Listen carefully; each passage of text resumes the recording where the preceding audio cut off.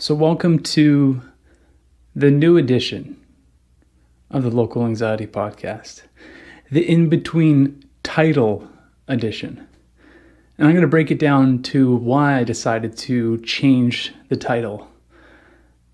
Don't get me wrong, I enjoyed the last one and it fit a certain box for what I was going for at the beginning. But I realized as the show started to evolve is that I kind of put myself in a box. And that's the last thing I wanted to do.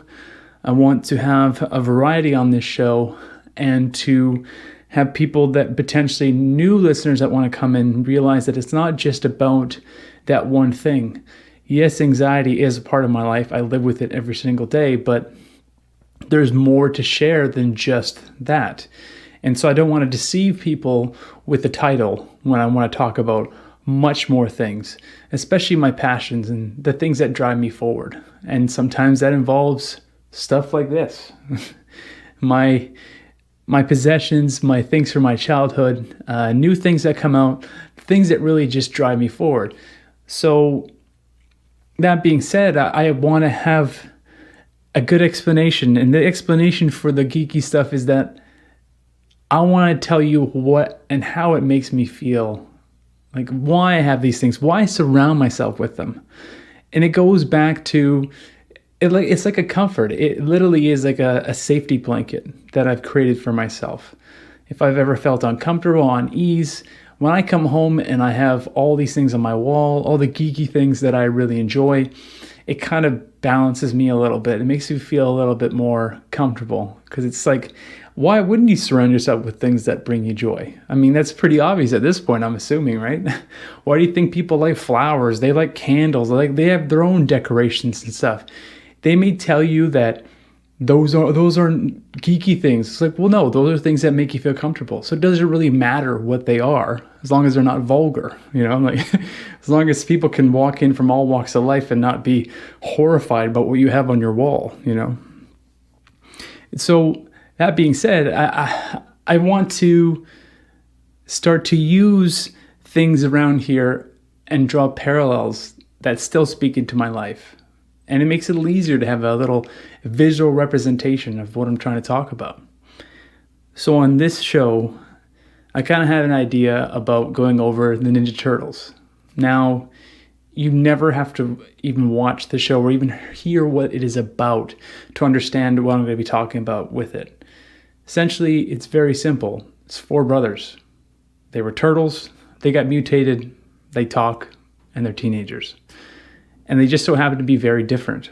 And each of them have different personality and character traits that all of us can relate to regardless of gender. It doesn't matter. We all share certain things that each one of these brothers have.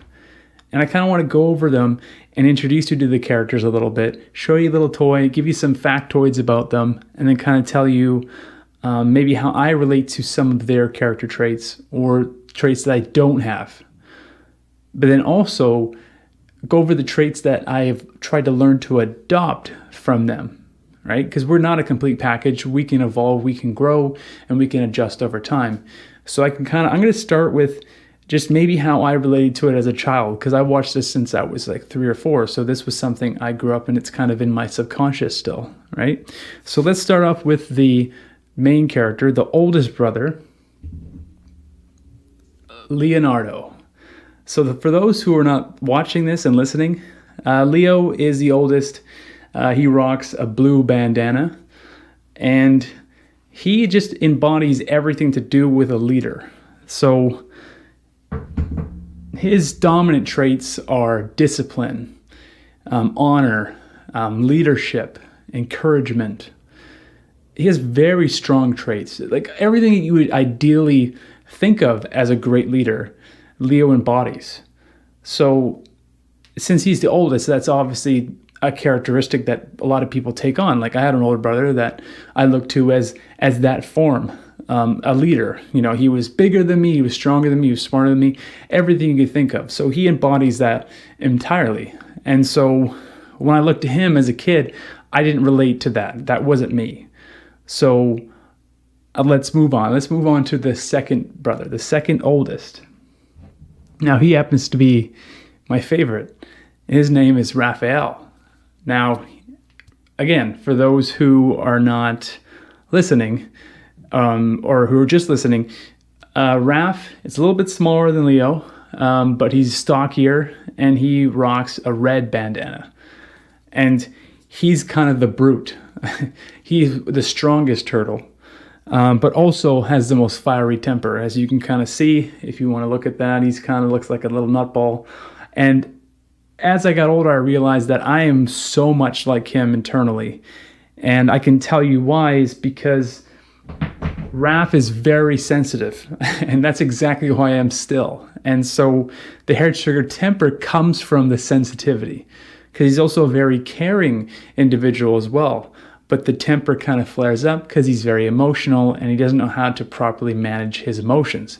But he's also very intelligent, and he's feared by his enemies from his intensity. But his anger can blind him, and he can maybe not complete certain missions correctly because of losing his temper, right? He still has a lot of great traits, but those are the one things that kind of always hold him back.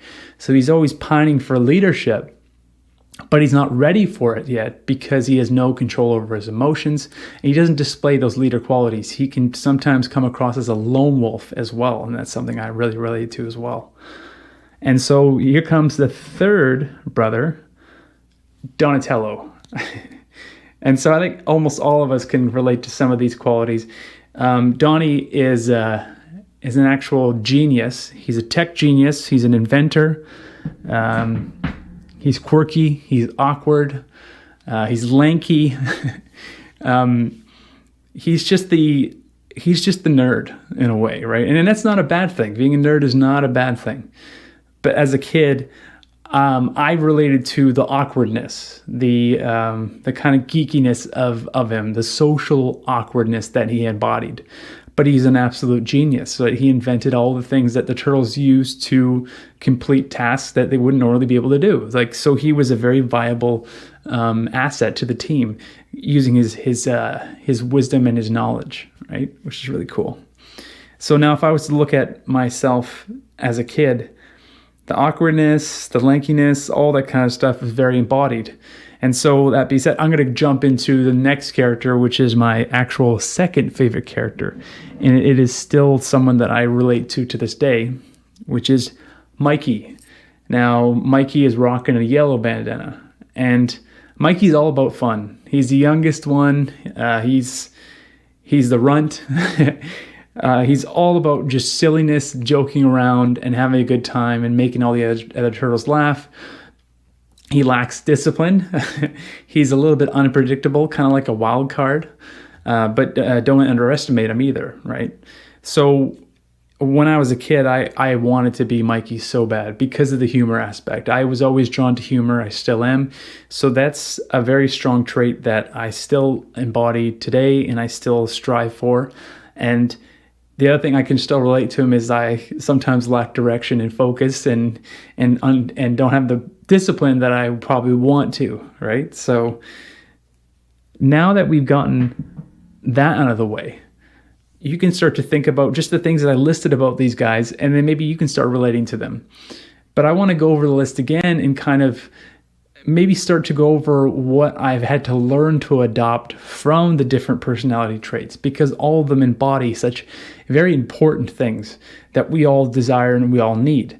We also need balance. We can't just be one or the other. We have to learn to adapt.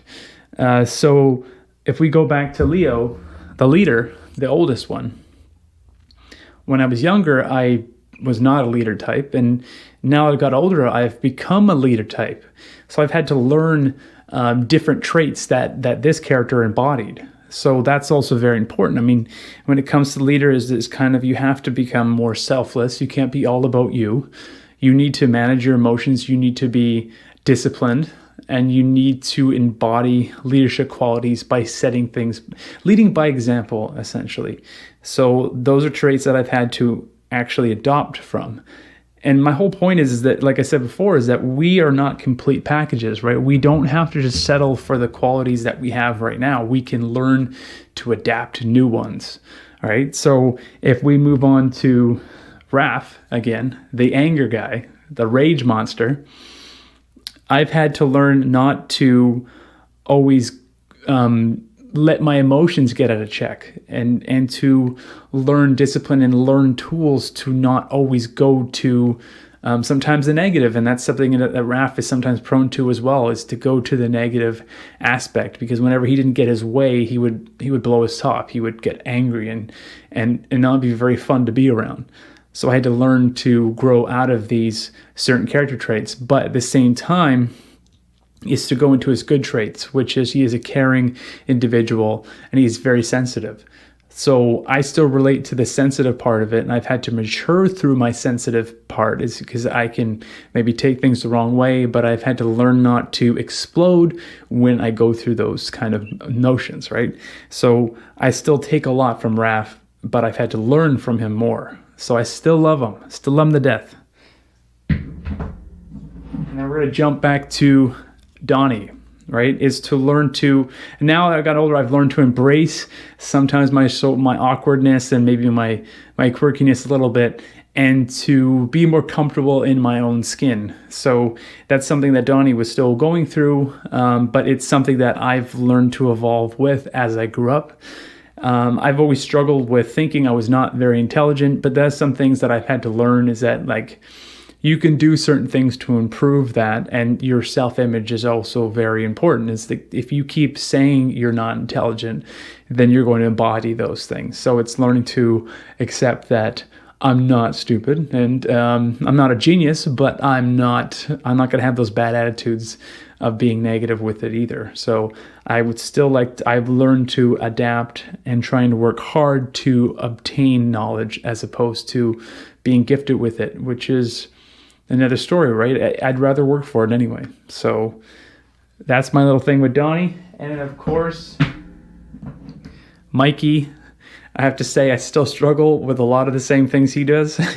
The unorganized kind of thing, but I still really like to embody the humor aspect, right? That's also very important, is to still be able to make people laugh and lighten any room that he's in. That's something I enjoy to do as well. I like to try and make people chuckle, and really lighten some of the burdens that we carry through our days sometimes. So for that, I'd say I grew up pretty well with Mikey's traits, and I'm going to work on the other ones that I'm not 100% at, right? That's the one thing. We are a work in progress.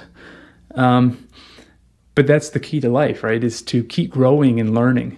And so the examples I use, maybe not for everybody. I mean, maybe you've never seen Ninja Turtles, but it's pretty basic and straightforward instruction. These are just different 4 character types that anybody can relate to at any given time or any walk of life. And so understand who you are. And sometimes it actually is therapeutic to go back and kind of relate yourself to old characters. So if you have a favorite film or a favorite TV show or cartoon, anything like that has a variety of characters, whether it be Sailor Moon, it doesn't matter. Go back and kind of go through those characters that you loved and kind of like do another survey. Be like, how do you relate to them now as opposed to when you were younger? So this is the end of this show. I hope you guys enjoyed it, because this was something a little bit different. I'm going to be trying to incorporate a lot more of my interests kind of into the narrative of how I want to come across. And so what I want you guys to take from this is to do a little bit of self-reflecting when it comes to your character traits. They're pretty fun. It's actually kind of a cool little venture to go back.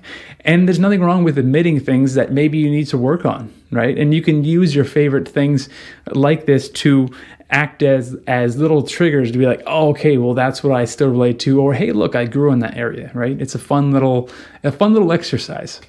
So hope you guys enjoyed, and I hope to have a new title for you guys soon, and hopefully more mixed content with the things that I love, whether it be comedy, whether it be cartoons, or whether it be toys.